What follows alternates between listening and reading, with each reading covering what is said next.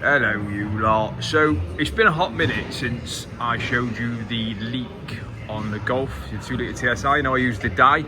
So this is the car backing for the repair.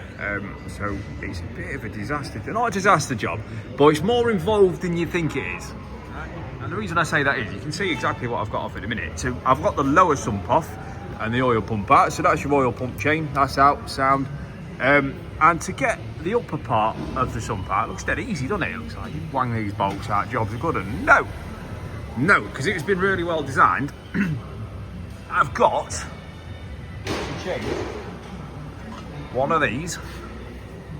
Yeah, can you guess where that one goes? Not a mad fan, so I've got to take the gearbox out. There's no two ways about it.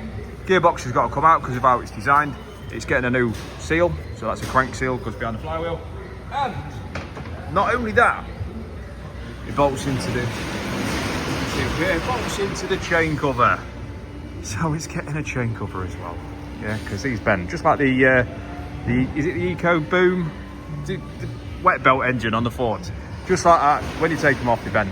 So she's getting a new cover. Obviously, I've got all my sealants and all that good stuff. But yeah, this is the beauty of the motor trade, right? You can take such an easy job, or what looks like such an easy job, and end up pretty much taking the engine out. I mean, you know what? It probably would be easier.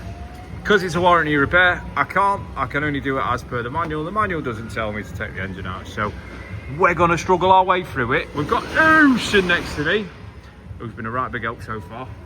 As you can see down the back, we've got subframes off, wheels off. I've got loads of new nuts and bolts. All these nuts and bolts I'm going to obviously be replacing. We've got snap-on stuff, we've got Milwaukee stuff, we're loving life. So the sealant I'm using, guys, because you're probably all going to ask, is that one.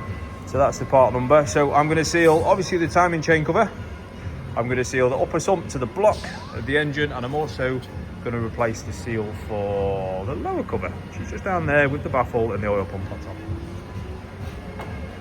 Let's get cracking. Next video, or next part of it, I'll bring you along. Hopefully that gearbox is somewhere on the deck. Again, loads of new bolts, and I'm on my way to taking the timing chain cover off. And of course, with it being a Golf R, the washer bottle ain't in a sensible place over here like I usually are. Nope, see ya. So, and as you can see, I've got that amount of room to get the chain cover off. So you have got to take the washer bottle out. And you know what it's like when you take a washer bottle out of a car that's any older than about 6 weeks. I'm going to get covered in pond water, essentially, and snot. Whatever's at the bottom of that is what I'm going to get covered in. So like I say, guys, next part of this video, engine will be still in, but gearbox out. And I'll bring you along in stages. So let's get cracking. Quick rest. Right, I've not even ran away with myself, really. I find it a good point now to just bring you back into this video. Like I said earlier on in the video, it'd have been way easier to take the engine out, but you know, we can only do as we're told. There's a couple of things I want to show you on this video. So the reason you have to take gearbox out is your crank seal here bolts into the upper sump. So this is the bit that we've got to remove, clean, reseal, all that good stuff. So this is the bit we've got to take off, so this part here. It's these two bolts. It's heartbreaking, it really is. But it's fine, it's why we're here. It gets a new crank seal at the same time, so it's not bad. And then of course a pilot bearing in there as well. With it being DSG, it gets itself all this good stuff. So you can pretty much see, I've almost got the engine stripped down, to be honest with you. Short of taking it out. So I've got a little bit left to do, which is obviously your auxiliary about crank pulley, and then we can get the chain cover off here, which comes in half up there. That's not too scary at all, to be honest.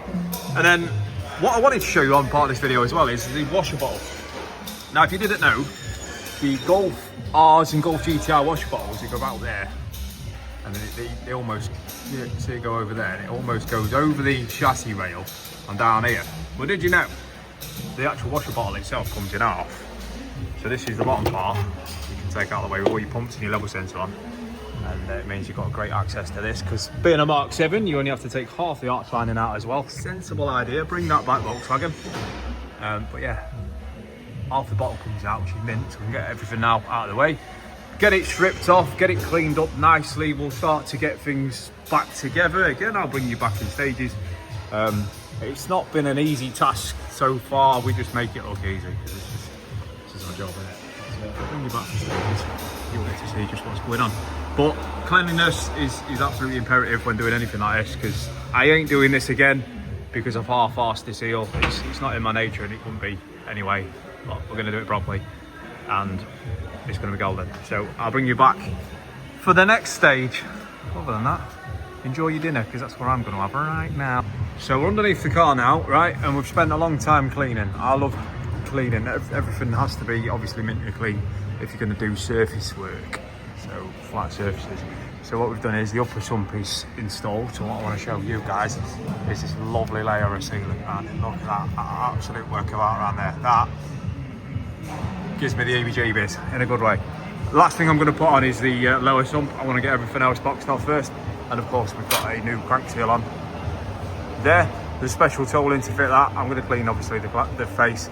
I've got new bolts going in, obviously with locked out on them. The sealing flange, as you can see, nice little beady silicone. It goes, you see this line here, on the other side of that is a beady silicone to seal the crankshaft flange. Job done. Again, like I say, special tool. Try not to fit it without it, because the seal has to face a certain direction, which is totally opposite to any seal you've ever seen. It's odd, but I get it. So yeah, all on. Flex plate on first as well, so make sure that gets fitted. Now I'm going to reassemble and make it obviously look like a car, hopefully, again. So I wanted to bring you along with that one, just show you a little bit of my siliconing skills, even up there, though. Let's see if I can show you. Oh, just something else, that is. There's nothing prouder than being able to know you've done a good job. So again, next part, guys, I'll bring you along when it looks a little bit more like a car.